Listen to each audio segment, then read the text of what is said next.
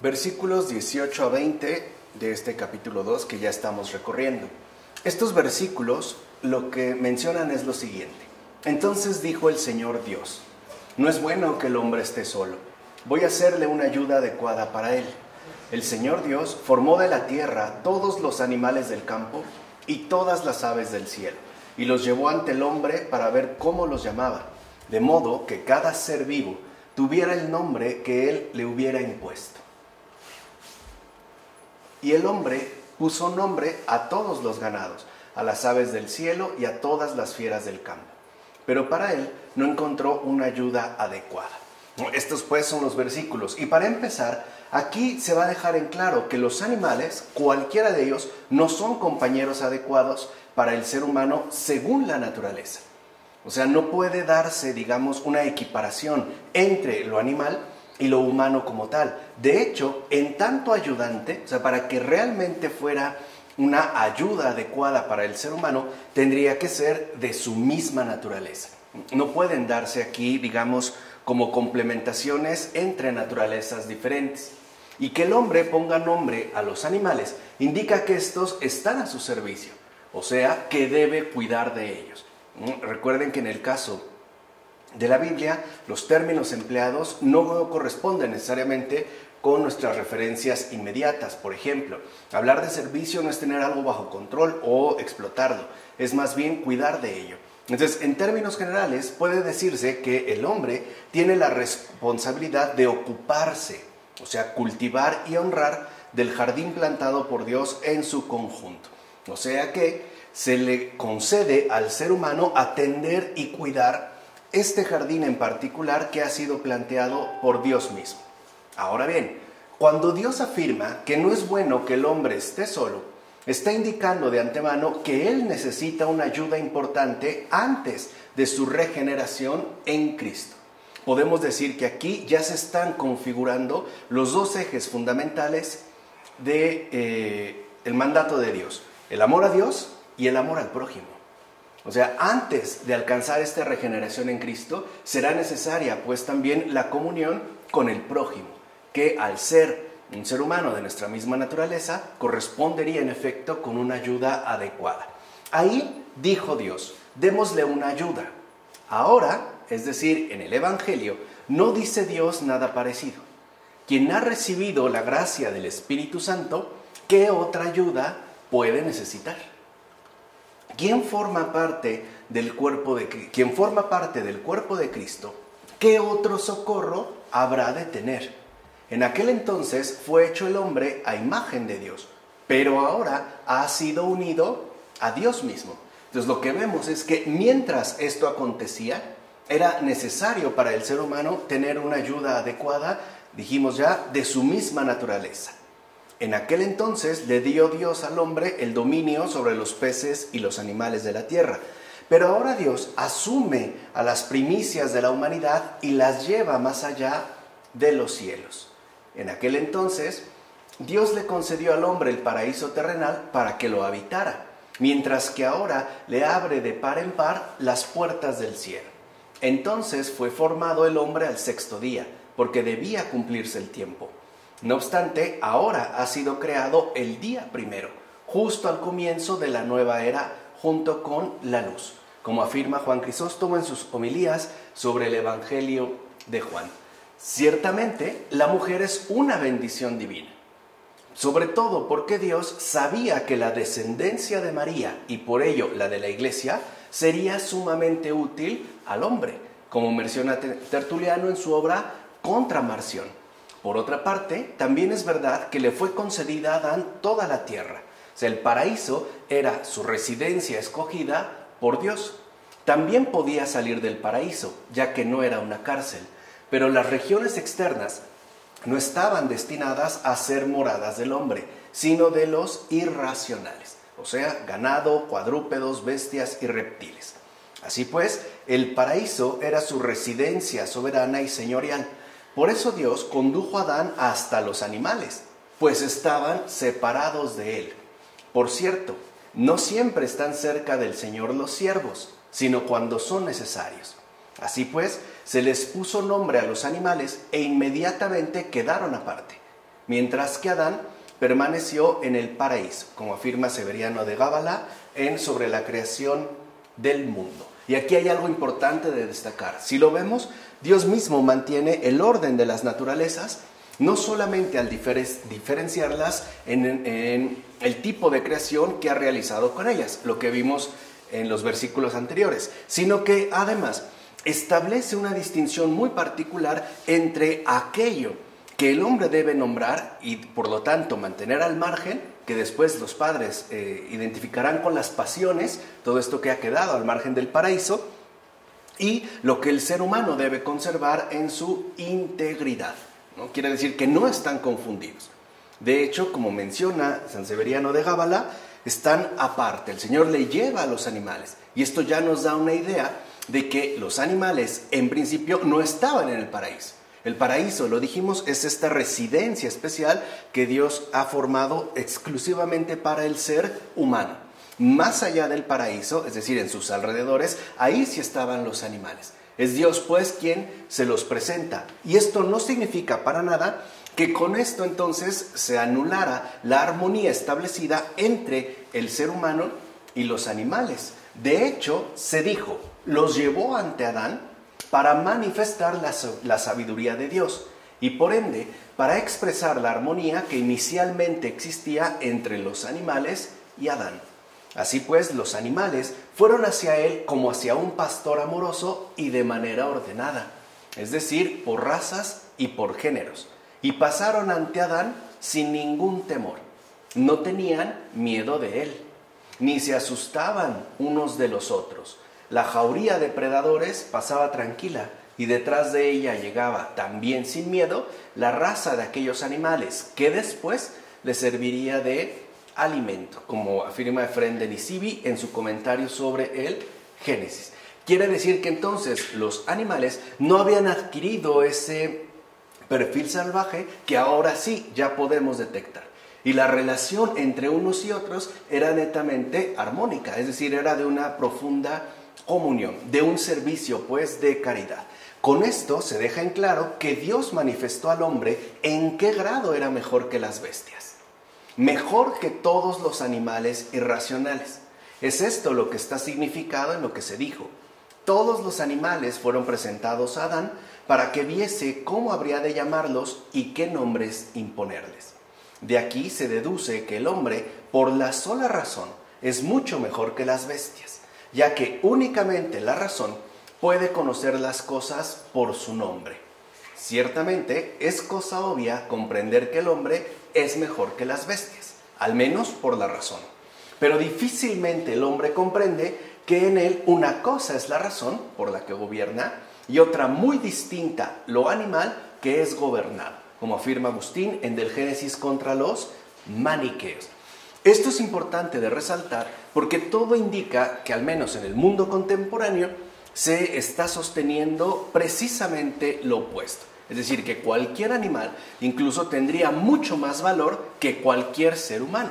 Sabemos que hay instituciones, por ejemplo, que se dedican al cuidado de los animales y que de hecho no destinan ningún tipo de recurso material o humano para atender a los pobres o a los abandonados, ¿no? Se considera pues que el hombre es lo más bestial que hay en la tierra y que incluso lo mejor que podría ocurrir es que desapareciera por completo.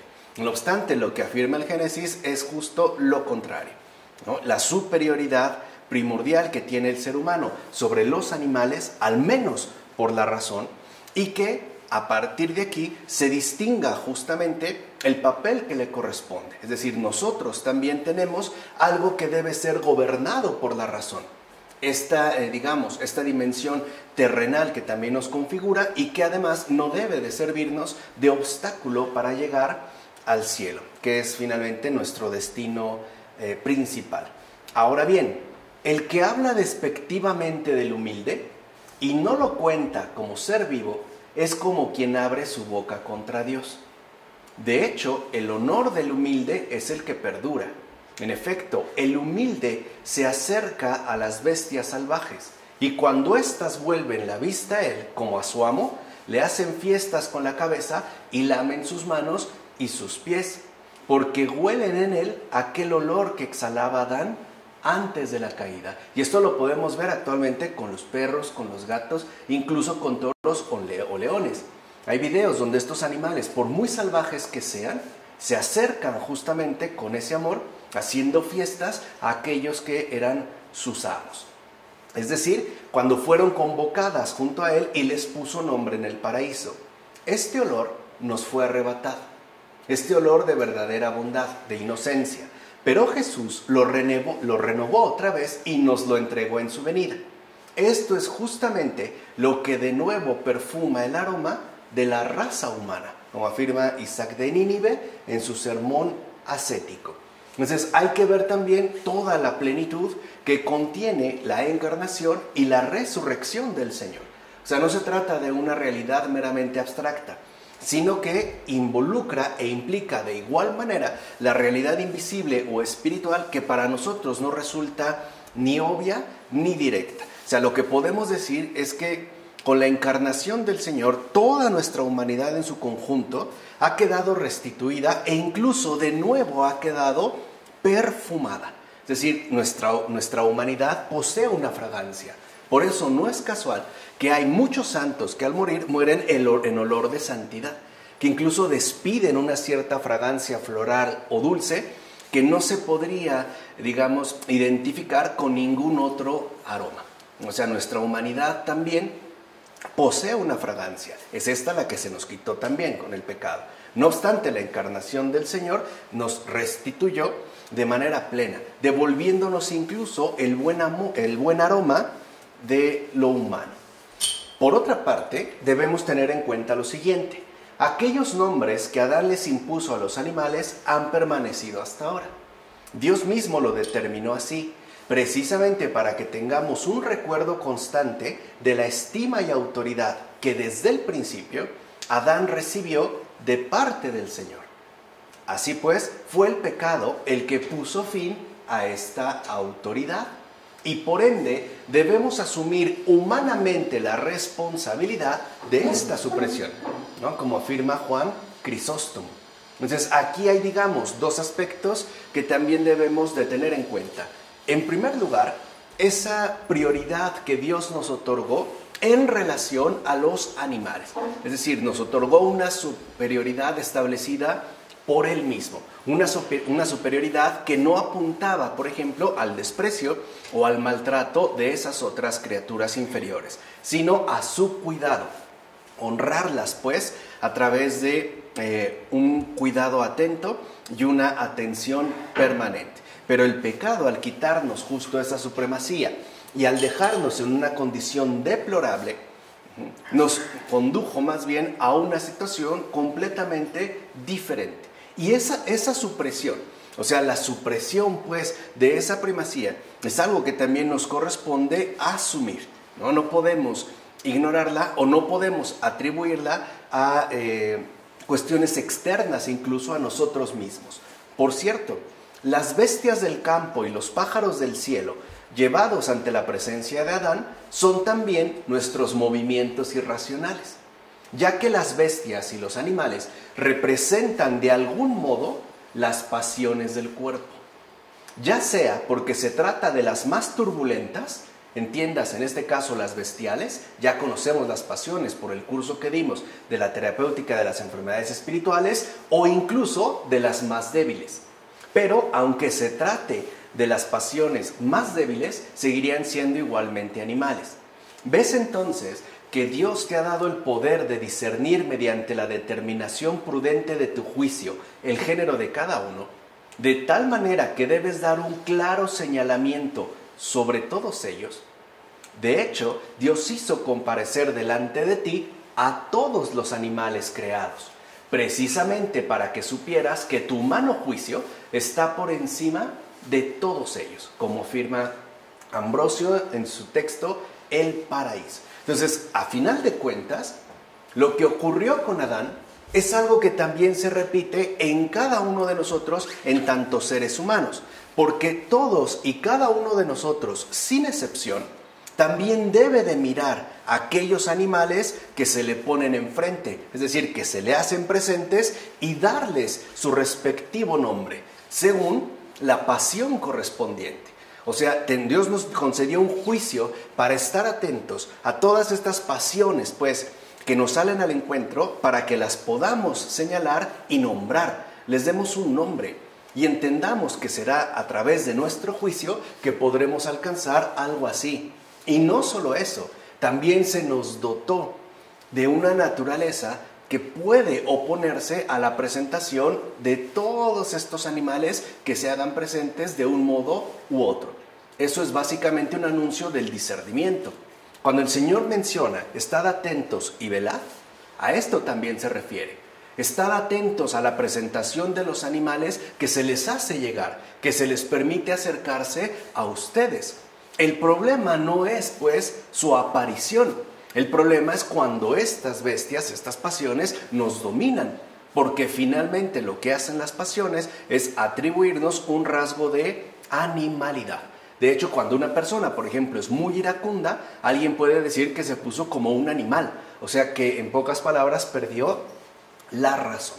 De ahí, pues, que así como Adán le pone nombre a todos los animales que se les coloca de frente, lo mismo debemos hacer nosotros para entender qué es aquello que nos está amenazando y que además está buscando ciertamente hacernos daño, ¿no? Así llegamos a los versículos 21 a 25 de este capítulo 2.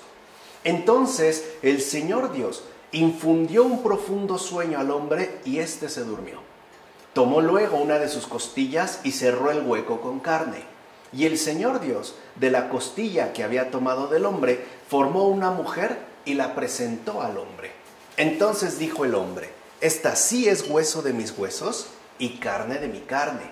Se le llamará mujer, porque del varón fue hecha. Por eso dejará el hombre a su padre y a su madre, y se unirá a su mujer, y serán una sola carne. Ambos estaban desnudos, el hombre y su mujer, y no sentían vergüenza. Entonces, en principio, la mujer es formada a partir del varón, lo cual muestra su mutua adecuación, o sea, una verdadera correspondencia entre semejantes. No quiere decir, de entrada, que sea inferior. Esto se menciona en la Biblia para destacar que la mujer es la verdadera y mutua adecuación del hombre. Es decir, es carne de su carne, tan humana pues como él. Y el profundo sueño de Adán indica que éste no participa de ninguna manera en la creación de la mujer. Para que después dijera que era obra suya, o que había salido de sí, o que había sido tomada de su costilla, etc. Digamos que Dios lo pone en stand-by, ¿no? Lo hace caer en un profundo sueño, precisamente para que éste no llegue a suponer que ha participado, sea de la manera que sea, en la creación de la mujer. Por eso, solo después de que ha sido creada, es que Adán reconocerá que la mujer es un don de Dios. No una subordinada, no una inferior, sino un don de Dios. Algo hecho, pues, por Él, para mí, pero no para mi sometimiento, sino para complementar mi humanidad en términos de mutua adecuación. El juego hebreo, y esto es importante detectar porque se pierden las traducciones, que aquí se da con las palabras is e isa, es lo que se traduce en castellano mediante los términos varón y varona. O sea, cuando habla ya, ¿no?, el hombre y la mujer, está hablando de is, varón, e isa, varona. Quiere decir que ambos se corresponden mutuamente. Y en principio, aunque son diferentes y comparten la misma carne, los dos han sido creados por Dios, no de manera conjunta, ni mezclada, ni después separados. O sea, el hombre como hombre es una creación entera de Dios. Y lo mismo ocurre en el caso de la mujer. Por eso, aunque nosotros no pronunciamos, o no es usual hablar de varona, en realidad remite pues a nuestra complementariedad y a nuestra condición humana real. Es decir, is e isa. Esto es importante, ya que en la perspectiva bíblica, es decir, a la luz de la verdad, el origen, no sus determinaciones. Recuerdan a Michel Henry, por eso habíamos hablado del por qué no quedarnos en las determinaciones, sino en lo esencial. Repito, a la luz de la verdad, o sea, en la perspectiva bíblica. Esto es muy importante porque el origen es lo único que en verdad define una determinada realidad. Quiere decir que aunque somos humanamente semejantes, en términos de varón y varona, el origen es lo único que verdaderamente nos constituye como tales. O sea que la mujer, aunque ha sido tomada, por ejemplo, de la costilla de Adán, no quiere decir que fue hecha a partir de nosotros, sino que fue hecha por Dios mismo. Por eso estamos en una condición de igualdad ante el Señor, porque Él es el mutuo origen de ambos. Así pues, es Dios mismo entonces quien integra el matrimonio, o sea, la mutua adecuación dentro de la creación. O sea, el matrimonio, en tanto mutua adecuación, es por tanto un llamado de Dios a la complementariedad en el origen. Y eso es lo importante en el matrimonio. Por eso cuando uno se casa entran dos y salen tres. Porque en el matrimonio se busca adecuar la condición propia de cada quien, es decir, del varón y de la varona, pero a partir del origen mismo que nos sostiene. Es decir, a partir pues de nuestra verdadera comunión con Dios y nosotros. Veamos.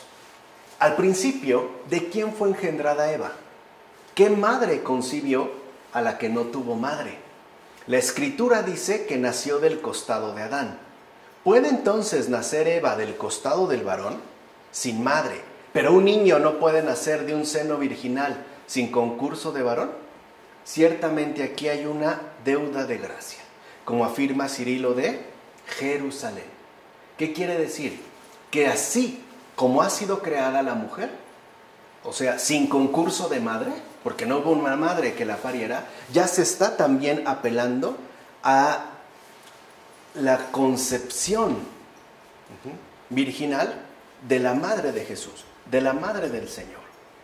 Para que no se nos haga raro hablar de una virgen que ha sido madre, cuando un ser humano ha nacido incluso sin madre. Por eso se hace referencia a una costilla. Entonces, ¿qué es lo que vemos al final? Que la existencia de la mujer, así como la existencia del hombre, es una deuda, pero es una deuda de gracia, que por lo tanto apuntaría precisamente a la gratitud. El hombre debe pues estar agradecido en primer lugar con Dios por la existencia de la mujer, con esta deuda de gracia. La mujer no es pues propiedad del hombre.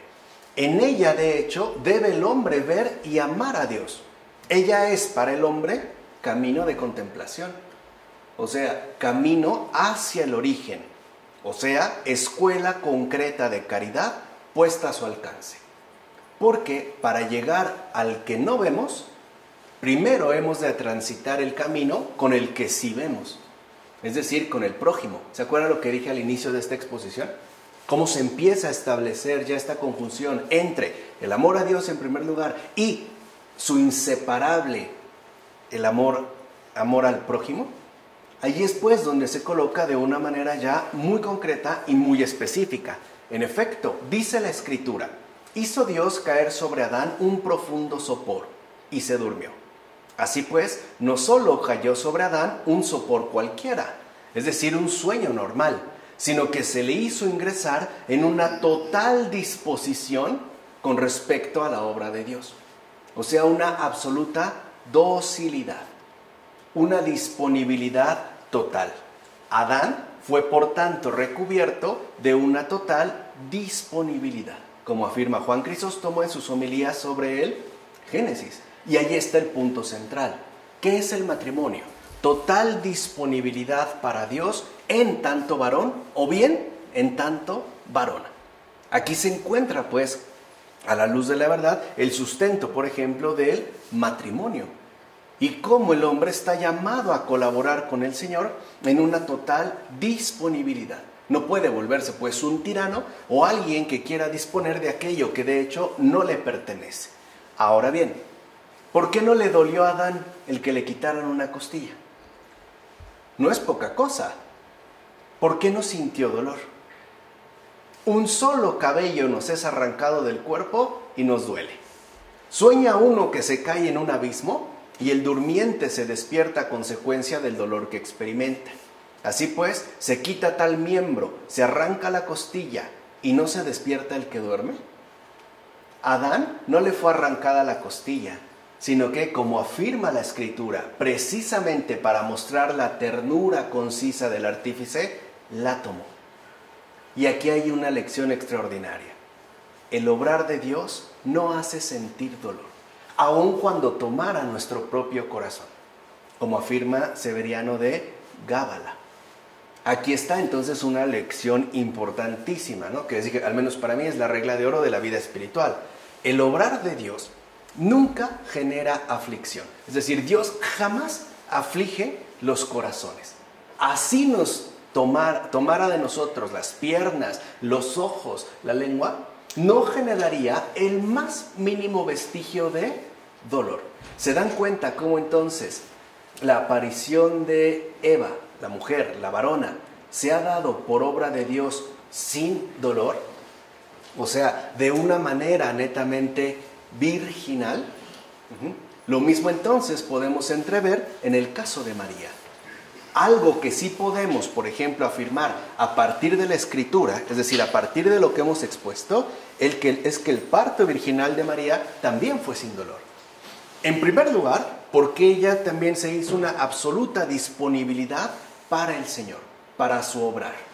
Y en segundo lugar, porque al ser obra pura de Dios, esta no puede contener el más mínimo vestigio de aflicción. Ahora bien, la que ha venido tras los animales no es como ellos. Los animales proceden de la tierra, pero la mujer es hueso de mis huesos y carne de mi carne.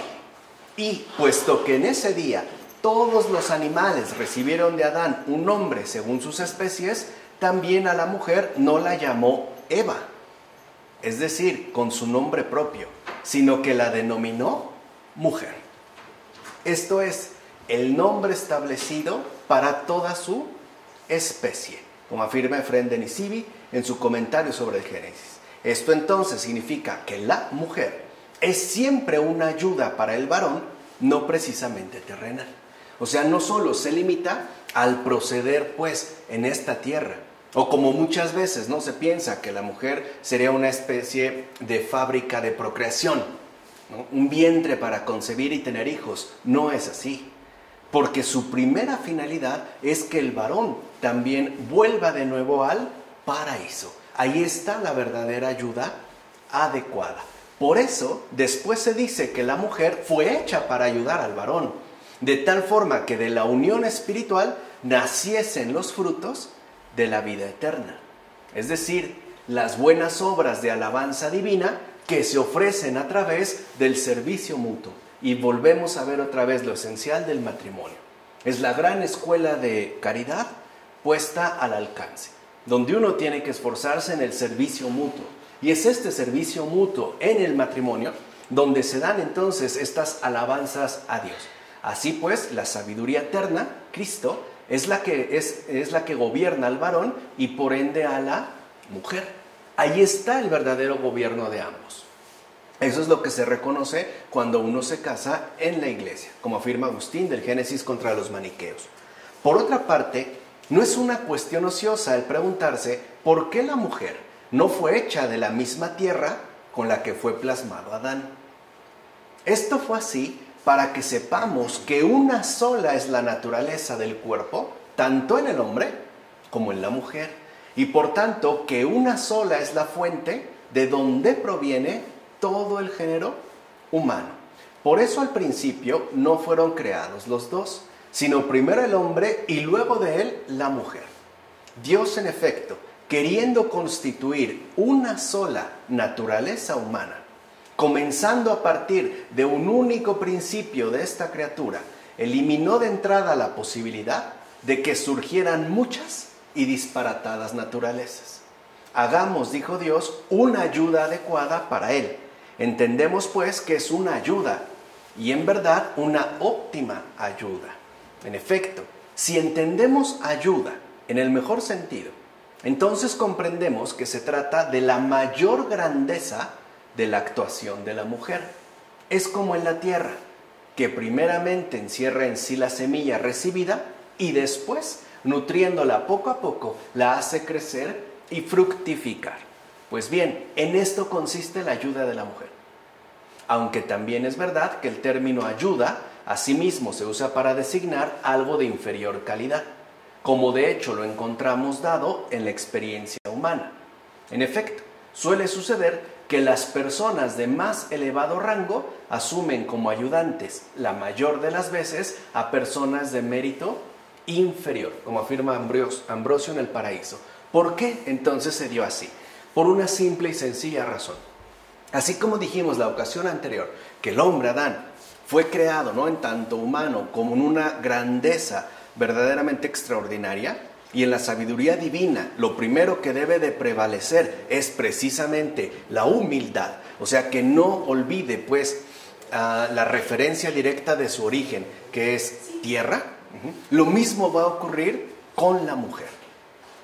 Fíjense, si lo ven, esta ayuda óptima que se llama mujer para el hombre, no solo tiene entonces un encargo terrenal, tiene un encargo celestial. De hecho, la mujer está llamada a conducir al hombre al cielo. De cierta manera, entonces, al ser una ayuda adecuada, como mencionó Ambrosio, en el más amplio sentido, sería incluso más grande que el propio hombre. Pero, para que no se desvíe hacia la arrogancia, fue creada segunda. ¿Se dan cuenta? O sea, es aplicado el mismo criterio de sabiduría a la situación, es decir, a la realidad concreta de la mujer, de la varona, Isá. Lo mismo que ocurre en el caso de Adán. Por eso lo que verdaderamente determina, ¿no?, tanto al hombre como a la mujer es Dios. Eso es como muy importante de tener en cuenta, porque a veces pensamos que la mujer es secundaria. No, es segunda.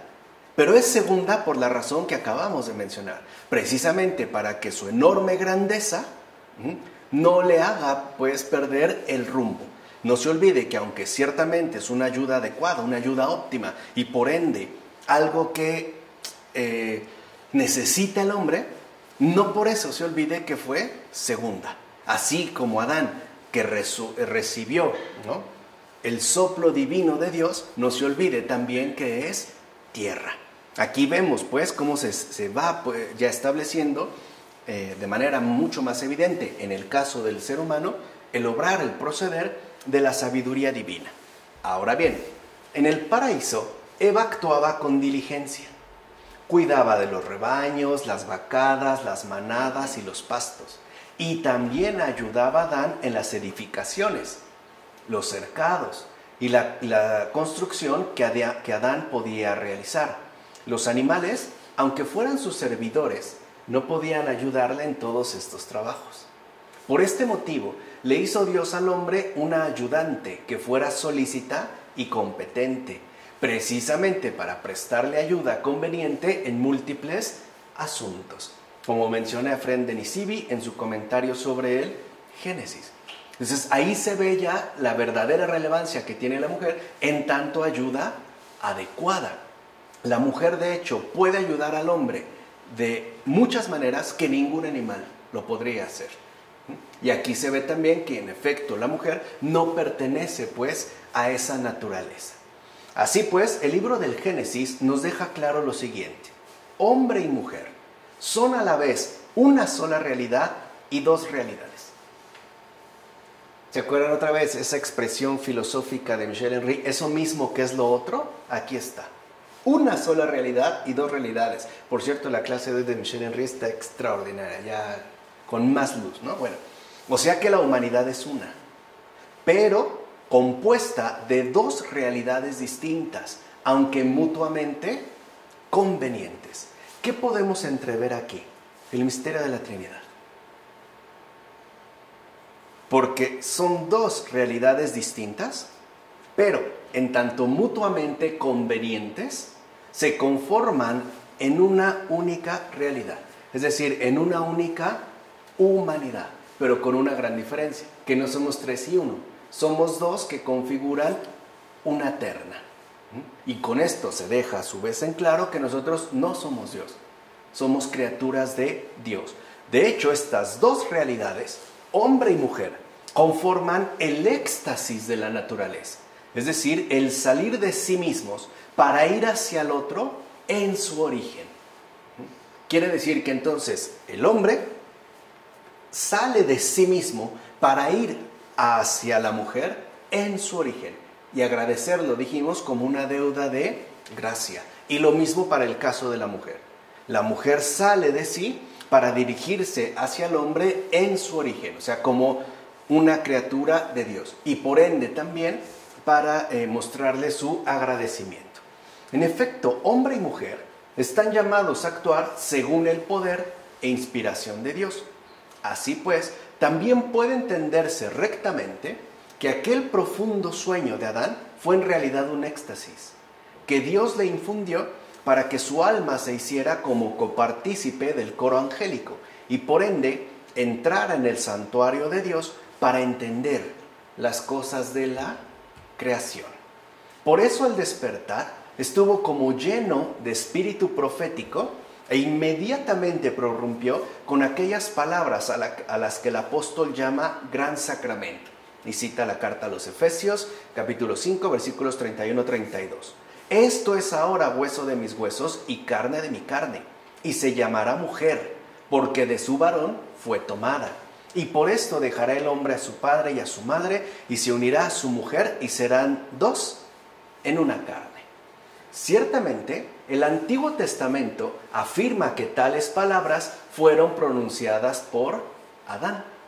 No obstante, en el Evangelio declara el Señor que tales palabras fueron proferidas por Dios, o sea, por el Espíritu profético. Pues como dice el Señor, ¿no leísteis que el que los hizo en un principio, los hizo varón y mujer, y dijo, por esto dejará el hombre al padre y a la madre, y se unirá a su mujer, y serán dos en una carne?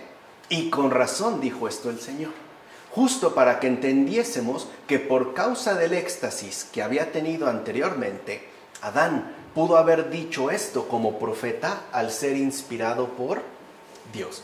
¿Qué quiere decir? Que también ese profundo sueño, como lo menciona Agustín en Del Génesis a la letra, este profundo sueño no solo es para que a Adán le quede claro que él no ha tenido nada que ver con la creación de la mujer, sino que además, digamos, ¿no?, le concede un éxtasis para que se llene del Espíritu y reconozca en la mujer lo que verdaderamente tiene enfrente.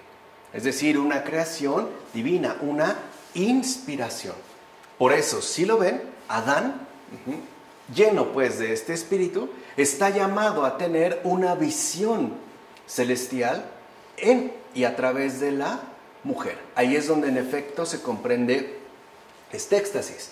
Pero aún es posible encontrar en esto un sentido mucho más profundo. O sea, como si esto no fuera suficiente, todavía se puede encontrar un sentido mucho más profundo.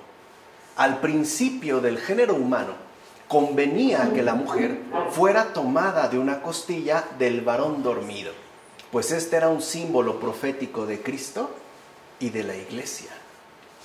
En efecto, el sueño de Adán significaba la muerte de Cristo, cuyo costado fue atravesado por la lanza sobre la cruz después de haber expirado. Y como sabemos, manó de su costado sangre y agua, que son figura de los sacramentos con que se edifica la iglesia. Por eso el apóstol llama a la iglesia edificio del cuerpo de Cristo, en la carta a los Efesios. Por consiguiente, la mujer es criatura de Dios como el varón, pero fue hecha del varón para encarecer la unidad, es decir, para figurar la unidad de Cristo y de la iglesia, como afirma Agustín en La ciudad de Dios. Y en efecto, ese es el sentido profundo que tienen estos versículos. Lo que ahí se está prefigurando es la unidad de Cristo y de la iglesia. Así como está el varón dormido, podemos hablar también de el crucificado, el que ha pues expirado. Y así como Dios tomó, dijimos, no le arrancó, no le quitó, tomó la costilla de Adán, también de ese costado ha brotado la mujer, es decir, la iglesia, llamada también a dar hijos en abundancia, es decir, santos, hijos de Dios. Así pues, examinemos en el Génesis qué quiere decir tal expresión cuando dice: tomó Dios una costilla del costado de Adán y edificó con ella a la mujer. Fíjate bien en que dice edificó. Y es que el término edificación no suele emplearse más que cuando se trata de la construcción de una casa de grandes proporciones. Así pues, esta costilla de Adán, con la que se construyó a la mujer, alude a Cristo y a la iglesia. Ciertamente hemos oído ya hablar al primer Adán. Pasemos pues al segundo y veamos de qué manera, a partir de su costado, se edifica la iglesia. En efecto, el costado de nuestro Señor y Salvador, que pende de la cruz, es traspasado por una lanza, y de él brota sangre y agua. ¿Queréis saber cómo con la sangre y el agua se edifica la iglesia? En primer lugar, gracias al bautismo, en el que se perdonan los pecados. Y luego, con la sangre del martirio, se recibe la corona. Como afirma precisamente Jerónimo en su tratado sobre los Salmos. Entonces vemos que ya en el caso del Señor, esta verdadera mujer es justo la madre iglesia, la verdadera madre de los que viven, de los que realmente podemos llamar vivientes. Así pues, el gran misterio es que Adán espera una vez recibida la promesa, ya que vivió junto a la esposa que le había creído. Esto nos manifiesta simbólicamente a nosotros que conforme a la fe, la iglesia será la madre de los vivientes. Por ello, Adán llama a Eva a su mujer, es decir, madre de los vivientes. Recuerden que en estos versículos Adán le ha llamado mujer, no Eva. Eso vendrá después. De hecho, hasta que aparezca Caín. Pero aquí solo le llama mujer. Pero está en correspondencia, pues, con su nombre Eva, porque Eva, en efecto, significa madre de los vivientes, ¿no? Y esto sucede porque Eva ha sido formada de la costilla de Adán, que se durmió. Y así se prefigura que del costado de Cristo crucificado será formada la iglesia, que es ciertamente la madre de todos los vivientes. En efecto, ella es la verdadera mujer. Ahí está. ¿Se acuerdan que habíamos hablado de la ayuda adecuada? Y que además es una ayuda que no puede remitir al obrar humano, sino que es obra precisamente de Dios. La mujer conservada lejos de la serpiente y por ende a salvo. Como dice Codbuldeo en su libro sobre las promesas y predicciones divinas. ¿Se dan cuenta ahora hasta dónde llega el misterio? La verdadera mujer que permanece siempre alejada de la serpiente y por ende a salvo. Por eso vemos cómo hay también una mediadora, que no solamente, no estamos hablando por supuesto de la muy santa Madre de Dios, que no solamente es entre los hombres y Dios, entre los hombres y su Hijo Jesús, que es Dios, sino también entre la humanidad y la iglesia. Ella es también la mediación, porque es Eva, madre de los vivientes, la que sigue a continuación es María, la verdadera madre de todos los que viven. Y estos que viven, ¿dónde son dados a luz? En la iglesia. Es decir, a través de los sacramentos. Por eso María nos lleva a casa, aquí en la tierra, la iglesia. Para que de aquí, entonces, sea ella quien nos acompañe al cielo. De hecho, podemos ver que María es muy trabajadora. Extremadamente trabajadora. De verdad, tiene muchísima chamba. No se cansa y no se agobia. Bueno, de hecho, la unión del hombre y la mujer simboliza nuestra unión con la iglesia y con Cristo. Como afirma Agustín en Del Génesis contra los maniqueos.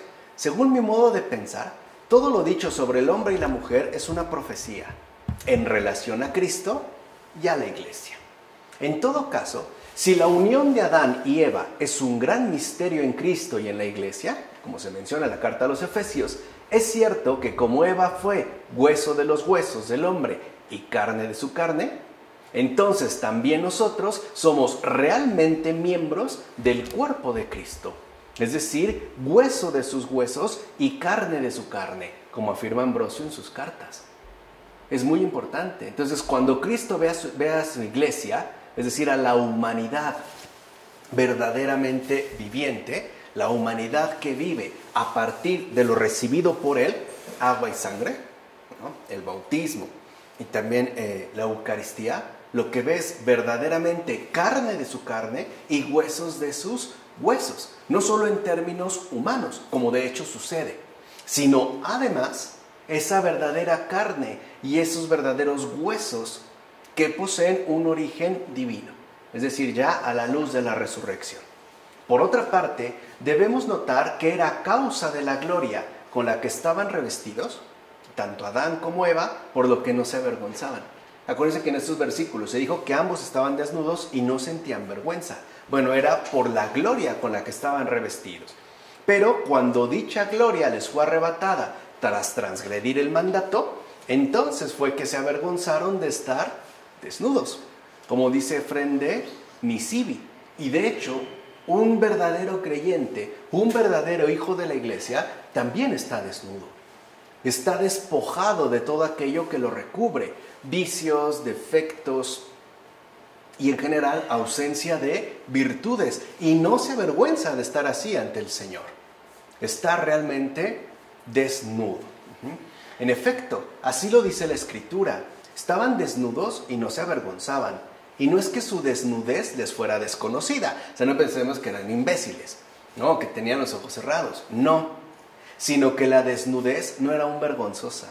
Justamente porque la libido todavía no activaba los miembros contra la voluntad.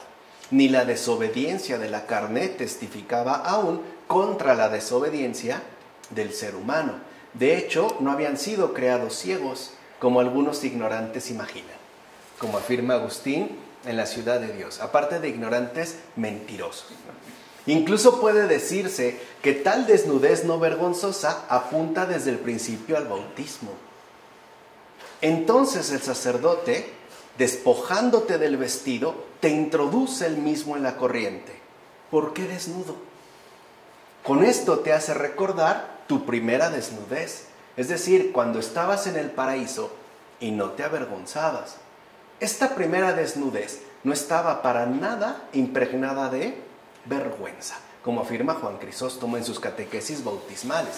¿Qué vemos aquí? Que en los primeros tiempos, en los tiempos pues de los padres de la iglesia, en los tiempos apostólicos, el bautismo era de cuerpo completo y se daba en particular en edad adulta. De hecho, se le desnudaba a la persona y se le introducía. Y dice, para que recuerdes esto. Justamente esta desnudez que no da vergüenza. Es decir, esta inocencia, incluso esta sana pobreza de no tener absolutamente nada que ocultar. Esa es la amistad con Dios, estar desnudo ante Él. En efecto, mientras no apareció el pecado y tampoco la desobediencia, ambos estuvieron revestidos de la gloria que procede de lo alto. Y por ello no se avergonzaban. No obstante, luego de la transgresión del mandato apareció la vergüenza. Es decir, la conciencia de su respectiva desnudez, como dice San Juan Crisóstomo en sus homilías sobre el Génesis. Ahora bien, el don de la resurrección nos es presentado de la siguiente manera, como la restauración de aquellos que cayeron en su primitivo estado. En efecto, el don que esperamos es una cierta vuelta a la vida primera, la cual devuelve al ser humano al paraíso del que fue expulsado. Así pues, si ahora la vida de los que han sido restaurados es semejante a la de los ángeles, se sigue que la vida anterior al pecado era en cierto modo angélica. Por esta razón, la vuelta a la condición primera de nuestra vida se asemeja a los ángeles, como afirma Gregorio de Niza. Y aquí hay algo importante, los ángeles entonces también están desnudos, porque están revestidos de esa gloria. Además no tienen la genitalidad que nosotros sí, pero tienen esta desnudez y están siempre en presencia de Dios. Pues bien, al principio, cuando Dios creó al hombre, lo colocó en el paraíso. Y tal y como dice la Escritura, Después le adornó con toda clase de virtudes y le dio el mandato de no comer del árbol que había en medio del paraíso. El hombre vivía en medio de las delicias del paraíso y lo hacía mediante la oración y la contemplación, y por eso mantenía intactas todas sus facultades. De hecho, se hallaba en aquel estado natural en el que había sido creado, es decir, a imagen de Dios, y por tanto libre y dotado de toda virtud. Pero cuando transgredió el precepto y comió del árbol del que Dios le había prohibido comer, se halló ubicado en un estado antinatural, o sea, en el pecado, y por ende sometido ya a los placeres de esta vida y a las otras pasiones que adoptan el lugar que corresponde a las virtudes. Así pues, con su respectiva transgresión, el ser humano se convirtió en esclavo. Doroteo de Gaza, en sus enseñanzas espirituales. ¿Qué es lo que hace el pecado? Avergonzarnos de nosotros mismos. El sentir que no tenemos, no estamos en condiciones de presentarnos ni ante los demás, ni mucho menos ante Dios. Por favor, si cuando cometemos algo verdaderamente grave hacia otro ser humano, nos cuesta mucho trabajo darle la cara, bajamos la mirada, tratamos de ocultarnos, nos achicamos literalmente, imagínense ante Dios. Esa es la pecaminosidad, esa es la desnudez del pecado, no la desnudez revestida de gloria, ¿no? Una es plenitud, la otra es indigencia. Así entramos ya al capítulo 3, a los versículos 1 a 6. Vean cómo entonces se muestra, ¿no?, hasta aquí, la especial atención, ¿no?, amorosa dedicación que Dios tuvo con el hombre y con la mujer, estableciendo todo este misterio, y ahora entra un contraste bastante marcado. La serpiente, se dice en estos versículos, era el más astuto de todos los animales del campo que había hecho el Señor Dios. Y dijo a la mujer: ¿de modo que os ha mandado Dios que no comáis de ningún árbol del jardín? La mujer respondió a la serpiente: podemos comer del fruto de los árboles del jardín, pero Dios nos ha mandado: no comáis ni toquéis el fruto del árbol que está en medio del jardín, pues moriríais. La serpiente dijo a la mujer: no moriréis en modo alguno. Es que Dios sabe que el día que comáis de él se os abrirán los ojos y seréis como dioses, conocedores del bien y del mal. La mujer se fijó entonces en que el árbol era bueno para comer, atractivo a la vista, y que aquel árbol era apetecible para alcanzar sabiduría. Tomó de su fruto, comió, y a su vez dio a su marido, que también comió. Aquí hay varios elementos importantes que debemos destacar. Primero, el calificativo dado a la serpiente en términos de astuta comparte la misma raíz en hebreo que desnudo, es decir, arum, que a su vez es el término con que se describe la situación de la pareja en Génesis 2, versículo 27. Así pues, hay una desnudez no vergonzosa y una que sí lo es. Esta última desnudez, que sí es vergonzosa, es ontológica. Es decir, es aquella que nos revela en nuestra verdadera indigencia, aquella que nos expone abiertamente como lo que no somos. Ahí está la verdadera vergüenza. Segundo, de entrada se nos deja en claro cómo es el que se acerca a nosotros y por ende ante quién nos enfrentamos, es decir, al más astuto.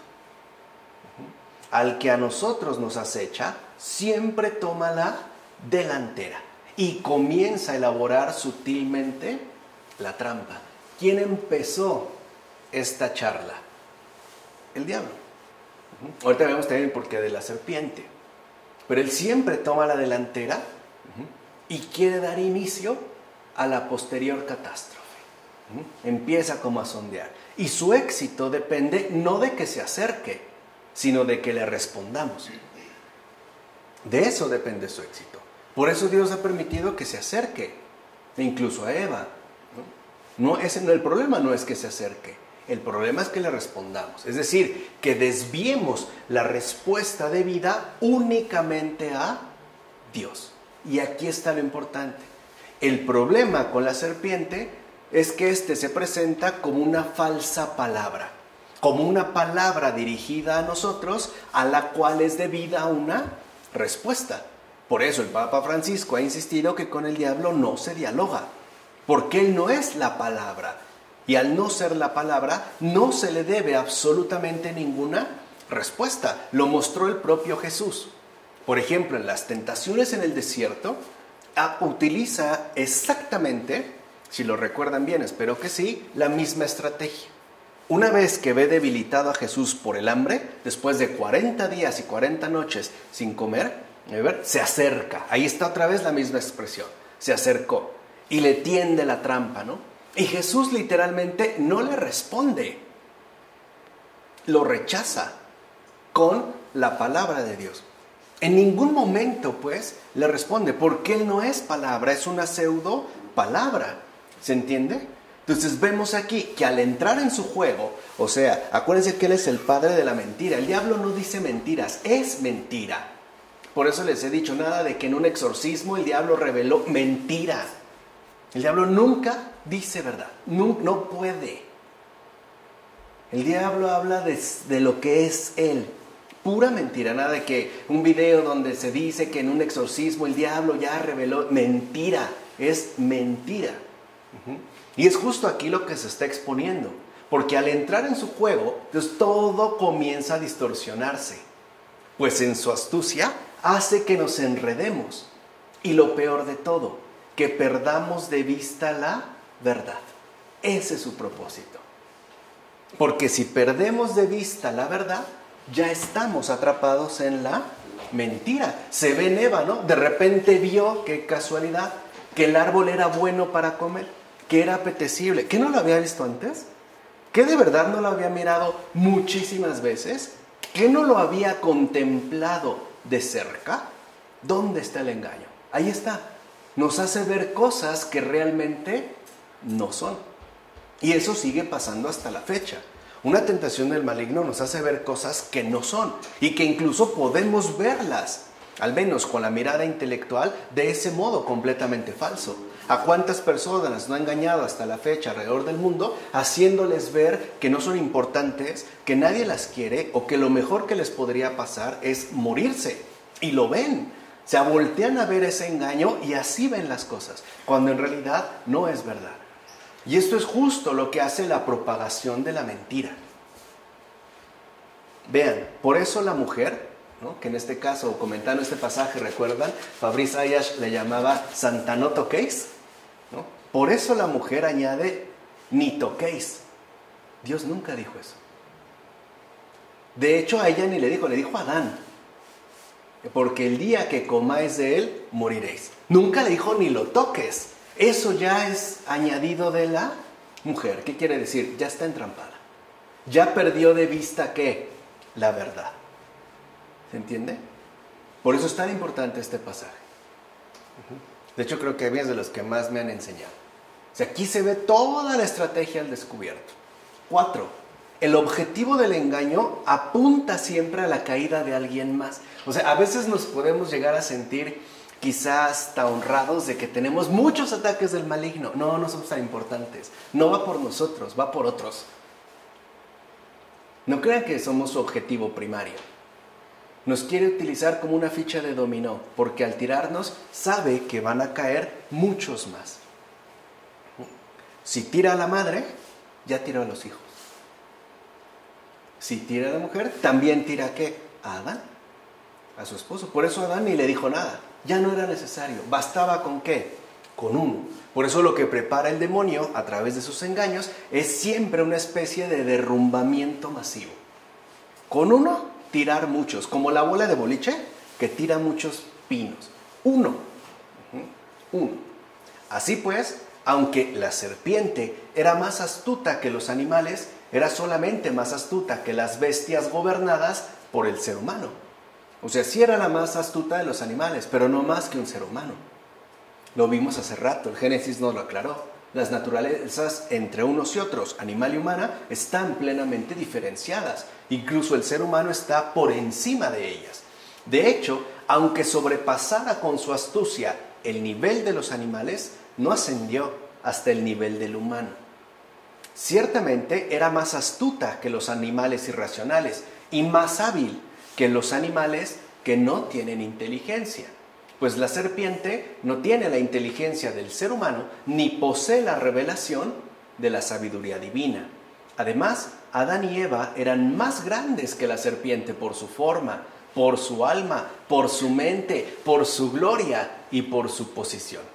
En consecuencia, es evidente que también el ser humano era mayor en su respectiva astucia, como dice Fren Denisivi en sus comentarios sobre el Génesis. La pregunta inmediata es, entonces, ¿por qué cayó? ¿Por qué si era en todo más grande? En su forma, en su alma, en su mente, en su gloria, en su posición, incluso en su propia astucia. ¿Por qué entonces cayó? ¿Por qué la serpiente fue causa de engaño? Veamos. No desconfíes ahora de la serpiente porque nos espanta y nos causa repugnancia, pues no era así al principio. La serpiente era amiga, ¿sí? Incluso del tipo de animales que aman al ser humano. ¿Quién le hizo entonces su enemiga? La palabra de Dios dice, maldita seas entre todas las bestias. Enemistad pondré entre ti y la mujer. Aquella enemistad destruyó la amistad.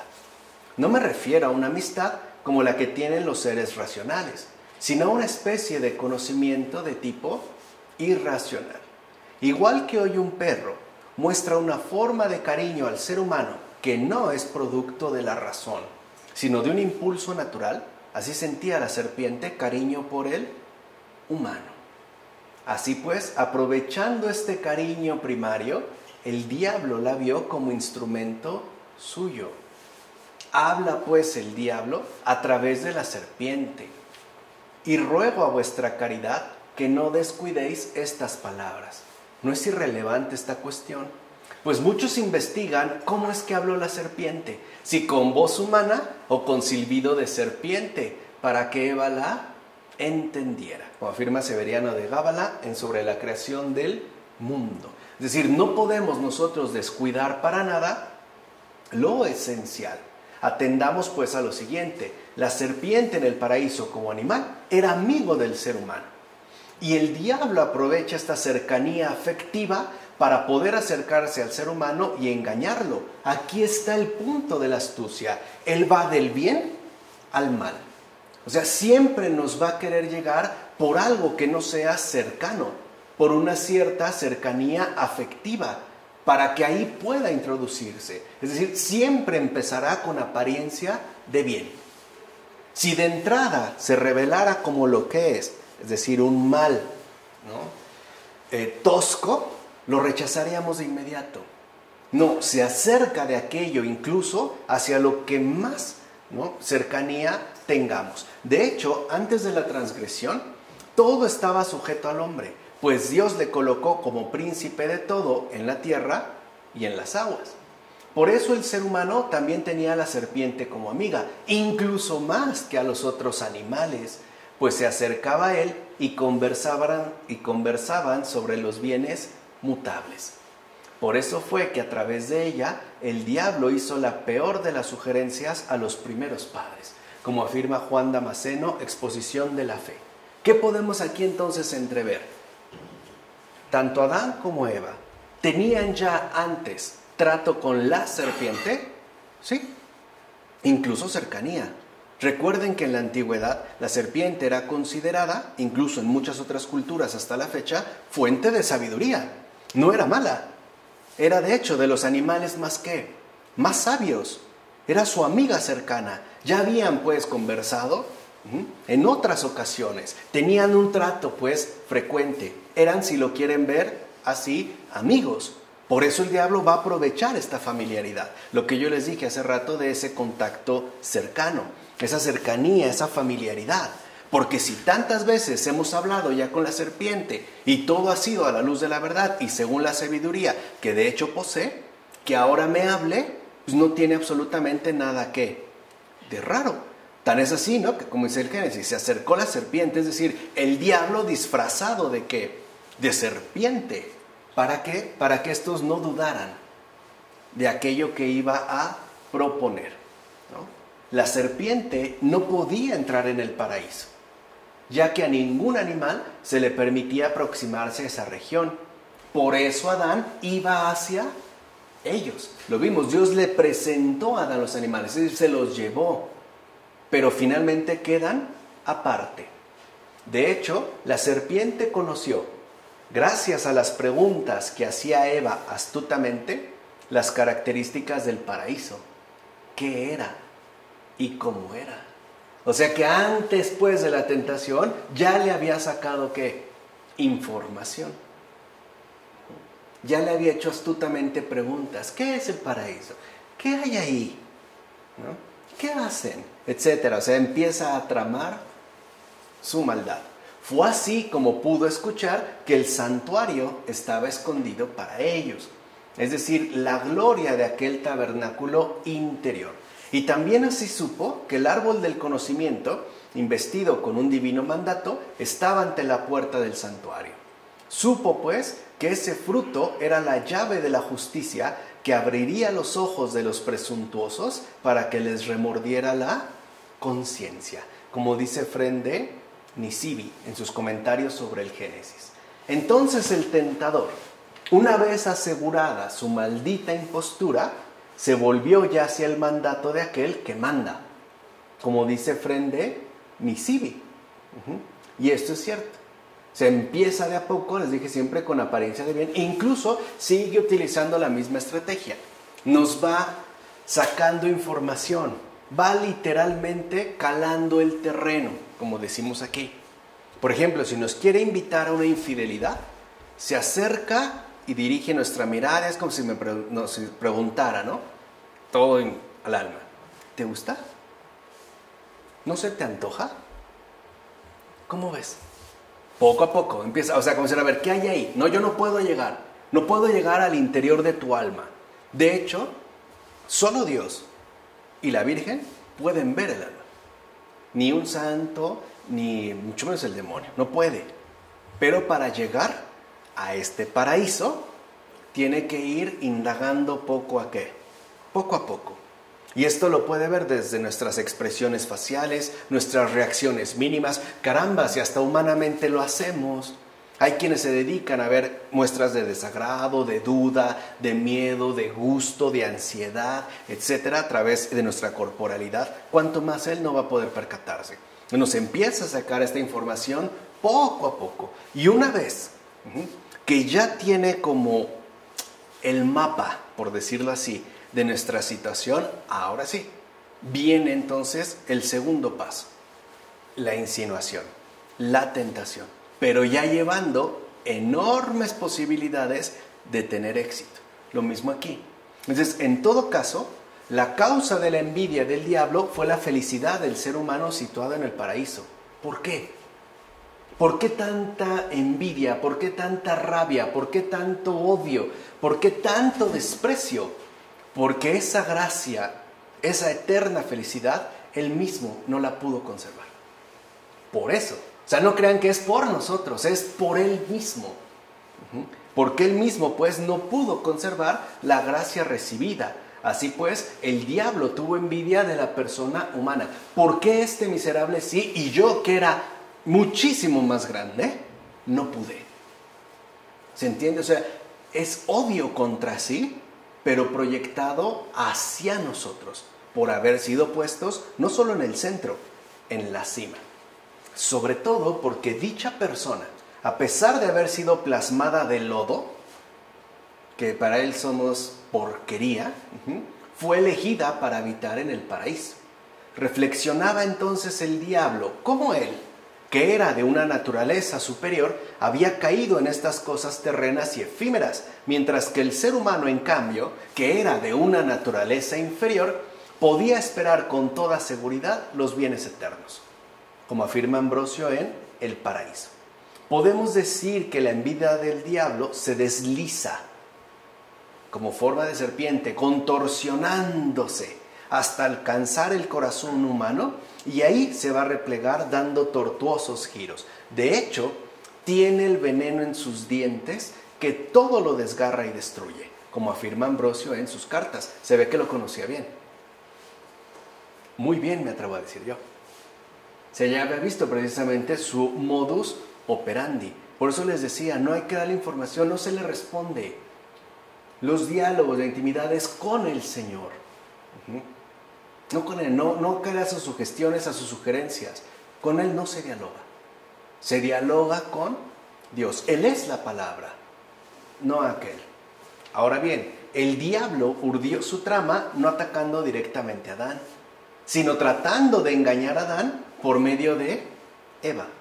Esto se debió a que el diablo no atacó a aquel que había recibido el mandato divino de manera directa. A quien le dijo el Señor directamente fue a Adán.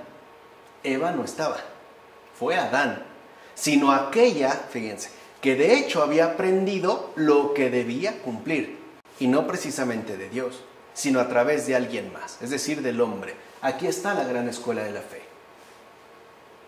La fe es aquello que nos invita a amar a Dios a través de lo recibido, lo dicho por alguien más. Por eso les decía desde el principio, Dios y el prójimo son siempre inseparables. Dios se lo dijo a Adán, pero Eva recibe esta indicación de Adán. Por eso es ya, digamos, inicio de fe. La mujer cree a Adán lo que le ha dicho, porque esto que Adán le dijo, le ha sido dicho a su vez por Dios. ¿No es lo que se conoce como sucesión apostólica? ¿No es lo mismo que sucedió con Jesús, que es Dios y sus apóstoles? ¿No por eso la iglesia es apostólica? ¿No por eso todo remite pues a la sucesión apostólica? ¿No por eso es la iglesia la única y gran, verdadera y espléndida escuela de fe? ¿Dónde más si no es ahí? Si ni siquiera está dada según la verdad. En efecto, no se lee que Dios haya hablado a la mujer, sino a Adán. Y por eso se debe entender que la mujer habría conocido el mandato de Dios a través de Adán, como menciona Ambrosio en el Paraíso. Entonces lo que aquí se pone al descubierto es lo siguiente, la real dinámica de la fe. O sea que ¿en qué están creciendo Adán y Eva? En fe, la cual siempre se da en base a alguien más. La fe no es algo que se obtenga de una manera directa o a solas con Dios. Es siempre aquello que recibimos a través de alguien más. Y no solo está en la confianza puesta en lo dicho, por ejemplo, en este caso en la confianza de la mujer, sino en la responsabilidad que asume el enviado, aquel al que se le dijo. Por eso hay que entender la fidelidad y esta ayuda conveniente que mencionamos al principio. Aquí se ve hasta dónde alcanza esta verdadera ayuda mutua. O sea, una cosa es el que transmite lo dicho por Dios, debes responder con fidelidad a lo que Dios enunció, y otra es el que lo recibe creyéndole a ese. Es lo que ocurre entre los laicos y los sacerdotes. Se supone que los sacerdotes tendrían este dicho de forma directa. Nosotros lo recibimos a través de las homilías, etc. Nosotros también creemos a Él, pero porque ambos al final remitimos al mismo origen. Ahora bien, ¿ves entonces cómo el diablo la llevó cautiva? O sea, cómo atrajo hacia sí su mente e hizo que proyectara lo que está más allá de su realidad. Con esto logró que se hinchara de vanas expectativas y por tanto quedara privada de lo que ya le había sido otorgado. Como menciona Juan Crisóstomo, el diablo es entonces experto en la distracción, ¿no? Llevándonos de un lado para otro, haciéndonos ver cosas que no son, haciéndonos pensar cosas que en definitiva no tienen ningún fundamento, ninguna base, y lo peor de todo, haciendo crecer en nosotros vanas expectativas que al final, ¿no?, nos van a privar de lo que ya se nos ha concedido. Por ejemplo, ¿qué hace el pecado? Privarnos de la gracia recibida. Pero eso es algo que ya se posee. Mientras que, por ejemplo, con las tentaciones para incurrir en un pecado, se nos dice que si lo cumplimos, entonces vamos a obtener algo más grande. ¿Qué más grande que la gracia de Dios? O sea, Él va a ir por lo ya dado, quitarnos ciertamente lo que ya poseemos. Es como decía San Bernardo, ¿no?, hablando precisamente de este relato. Decía, el diablo le mostró, ¿no?, con una mano el fruto a Adán y a Eva, y con la otra les arrancó todo el paraíso. Esa es la distracción. Por eso se dijo con mucha verdad, principio de todo pecado es la soberbia. Pues ella derribó al diablo, de quien se originó el pecado, y mezclándose después con envidia, precipitó al ser humano que estaba de pie al estado del que había caído él. ¿Se acuerdan cuando vimos también en filosofía católica? ¿Cómo quiere que todos nos hagamos según su modo? Que seamos pues, ¿no?, emuladores del caído. Es pues por esta misma puerta de la soberbia que buscó entrar la serpiente en el corazón de la mujer y del hombre, cuando dijo, seréis como dioses. Así pues, queda claro que el principio de la soberbia es el apartarse de Dios. Como dice Agustín, en De la naturaleza y la gracia. El principio de la soberbia es apartarse de Dios. No solo en términos materiales, en términos también interiores. En términos incluso del propio pensamiento. Dejarse llevar por los propios impulsos o ideas que se van generando en nosotros y que al final nos apartan de Dios.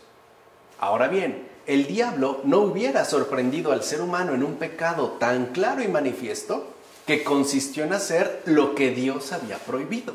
Eso estaba clarísimo. Si la persona humana no hubiese comenzado a agradarse ya a sí misma. Y ahí está la estrategia, no sé cómo decirle, premium del diablo, ¿no? La estrategia más efectiva, la más exitosa que tiene. La distracción primera que va a intentar imponer es nosotros mismos, uno mismo. O sea, va a tratar de desviarnos, apartarnos de Dios, a partir de centrar la atención en uno mismo. Porque es lo que tenemos más al alcance. Es lo que nos resultaría, pues, como mucho más directo, ¿no? Debido a tal agrado es que les encantó la idea sugerida. Seréis como dioses. ¿Qué no ya lo eran? ¿Eran como los animales? ¿No? ¿Tenían dolor? ¿No? ¿Tenían sufrimiento? ¿No? ¿Tenían cansancio? ¿No? ¿Tenían vergüenza? ¿No? ¿Tenían pecado? No. ¿Qué no ya lo eran? Y en efecto, hubieran podido serlo a través de mantenerse obedientes a su verdadero y soberano principio, y no por medio de querer constituirse ellos mismos en principio. Con todo, queda claro que cuanto más apetece, es menos. Y mientras ama ser autosuficiente, pierde aquel que verdaderamente le basta. Como dice Agustín, en la ciudad de Dios. Por eso el demonio es el gran promotor y defensor de la autosuficiencia, de la autonomía, del apartarse de Dios, sea por los medios que sea. ¿Cuántas veces nos puede hacer creer que somos muy infelices? O sea, que no somos felices, o que si hacemos tal o cual cosa, vamos a ser felices. Por ejemplo, metiéndome de narco y ganando toneladas de billetes, ¿no? De dólares, de dinero. ¿Qué de verdad no lo soy ya? ¿Dónde está esta gracia? Algo está pasando, ¿por qué no la estoy viendo? ¿Dónde ha estado la distracción? Dios debe estar presente, a nadie abandonado. ¿Se entiende? Esa es la manera, pues, de no incurrir en estos engaños. O sea que el pecado, antes de ser cometido, es consentido por cada uno en forma de distractora autosuficiencia. O sea, es decir, pues sí, voy a hacer lo que yo quiero, ya no tengo presente a Dios. Por eso no aparece en primer lugar como una falta. Nunca va a aparecer así el pecado, como una falta, sino como una apetencia. Esto sí, oye, ¿no te gustaría? ¿Qué tal que? ¿Y si me voy rápido y hago esto y hago aquello? Si le muevo por acá, si firmo esto, si me mando aquello, etcétera, que además nos resulta sugerente y encantadora. ¿Por qué? Porque está remitida a uno mismo. Por eso, de ahí obtiene su brillo, ¿no?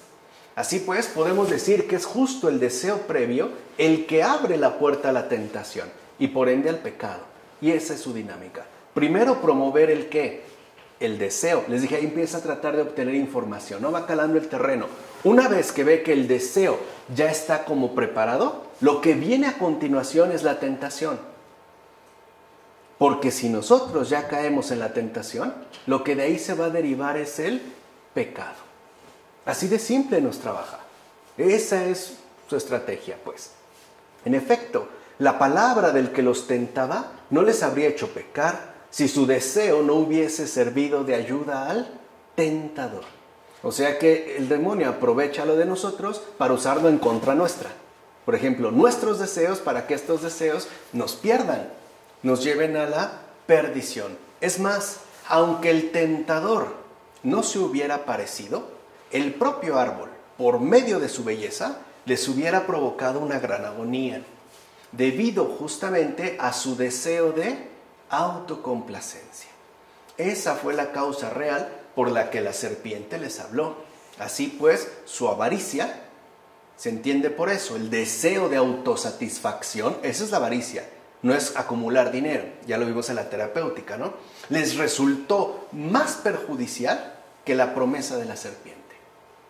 Lo que les decía, Él va a tratar de utilizar lo nuestro para ponerlo en nuestra propia contra, como afirma Efrén de Nisibi en su comentario sobre el Génesis.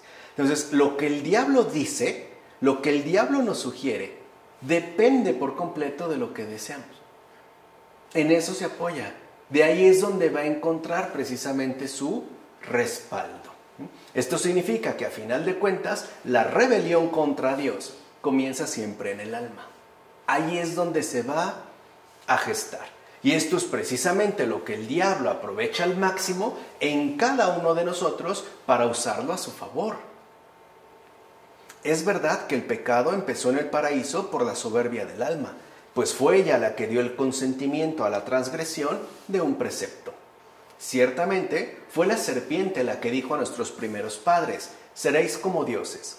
No obstante, fue el ser humano completo el que pecó. De hecho, nuestra carne se hizo carne de pecado y por tanto solo una carne semejante a la carne de pecado, es decir, realmente humana, puede sanarla. Vemos aquí, o sea, aquí se ve el realismo de la encarnación, que hemos insistido una y otra vez, como menciona Agustín en la réplica a Juliano, para que vean que el pecado no es un juego y la encarnación mucho menos. O sea, la obra de redención de Dios no es un juego. La encarnación de Jesús no es una broma. Así como el pecado no se toma a broma. Es muy serio. ¿Qué fue entonces lo que pasó? Bueno, pues que Adán y Eva no guardaron la templanza dentro de sus propias almas. Y conste que ya se les había dado. La templanza es la que extirpa las pasiones. Dios ordenó observarla a los primeros padres diciendo, pero del fruto que está en medio del paraíso no comáis de él, no sea que vayáis a morir.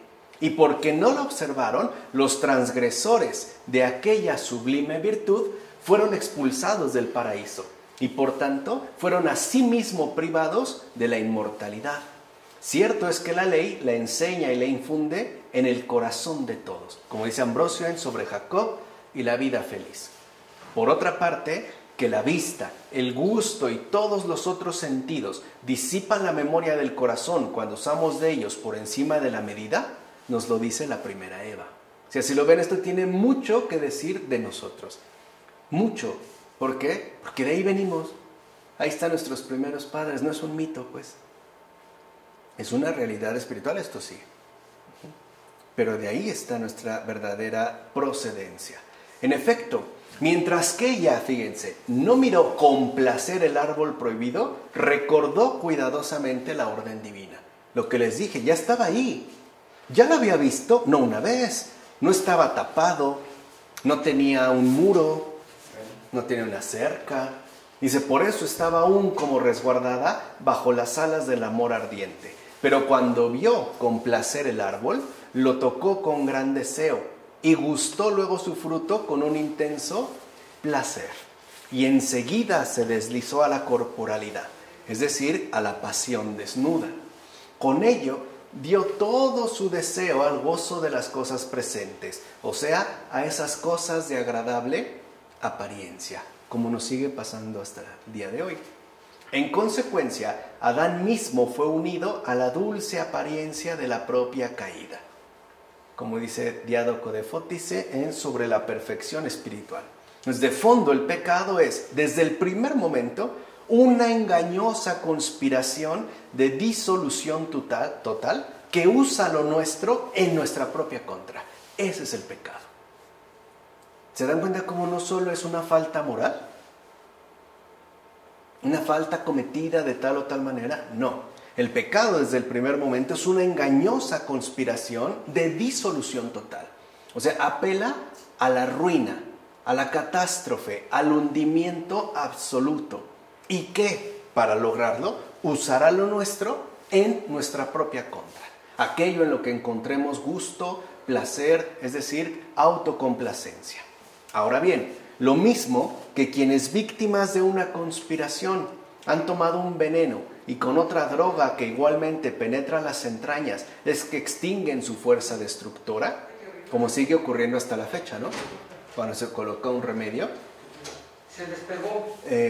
Un remedio, pues, cuya fuerza se extiende y distribuye por todo el cuerpo, así también nosotros, después de haber saboreado lo que causa la disolución de nuestra naturaleza, teníamos absoluta necesidad de lo que reúne de nuevo lo ya disuelto, justo para que este remedio, una vez en nosotros, eliminase por su propio efecto el daño del veneno introducido antes en el cuerpo. Pues bien, ¿qué remedio es este? No otro que aquel cuerpo, es decir, el cuerpo resucitado de nuestro Señor, que no solo se mostró más fuerte que la muerte, sino que además dio principio a nuestra verdadera vida, como afirma Gregorio de Niza en la Gran Catequesis. En consecuencia, puede decirse que la verdad vida, aquella que solo Dios nos da, es la que va contra la soberbia. Entiéndase por esto ya el apartarse de Dios, es decir, la humildad.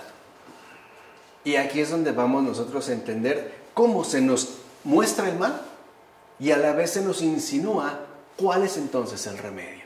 Contra la soberbia, siempre la humildad. La humildad va primero. Siempre la humildad va al principio. Porque la humildad es el vínculo inquebrantable que nos permite mantenernos unidos a Dios. Cuando la humildad, sea por lo que sea, se debilita, de inmediato lo que surgirá o lo que comenzará a emerger es justo este apartarse de Dios. ¿De acuerdo? Por eso Cristo, hecho hombre, nos ha dado un vivo ejemplo para nuestra vida. Este es el camino cierto por el que llegaremos a Dios. Nosotros no podíamos volver a Dios sino por la humildad, precisamente porque habíamos caído por la soberbia. Así pues, nuestro mismo Redentor se ha dignado mostrar en sí mismo un ejemplo de humildad. De hecho, no consideró usurpación el ser igual a Dios, sino que se vació a sí mismo tomando forma de siervo, como se menciona en la carta a los Filipenses. Y esto hasta tal punto que al principio de sus caminos fue creado como hombre el verbo único por el que fueron hechas todas las cosas, como afirma Agustín en La Fe y el símbolo de los apóstoles. Puede entonces decirse que incluso por falta de humildad, Eva tomó y comió antes que su marido.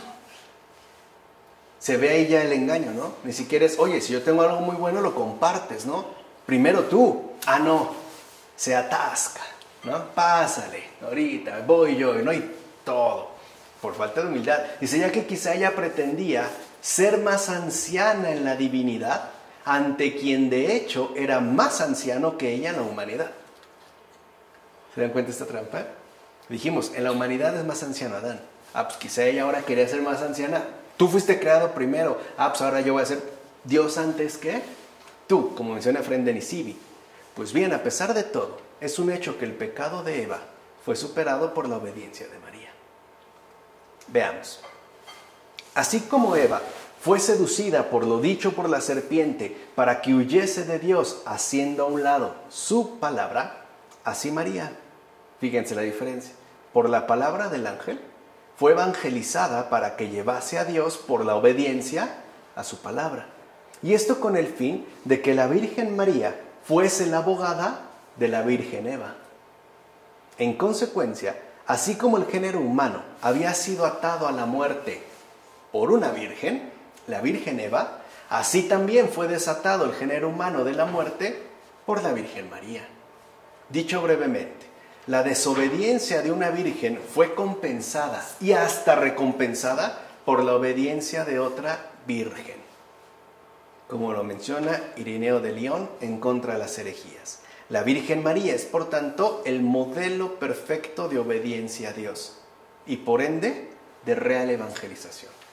Cuando hablamos hoy en día, por ejemplo, de la nueva evangelización, tenemos que remitirnos a María. Ahí está el modelo, ahí está el ejemplo, ahí está el criterio, ahí está el camino. ¿De acuerdo? Vamos a dejarle hasta aquí, después continuamos ya con estos versículos. En nombre del Padre, del Hijo, del Espíritu Santo. Amén.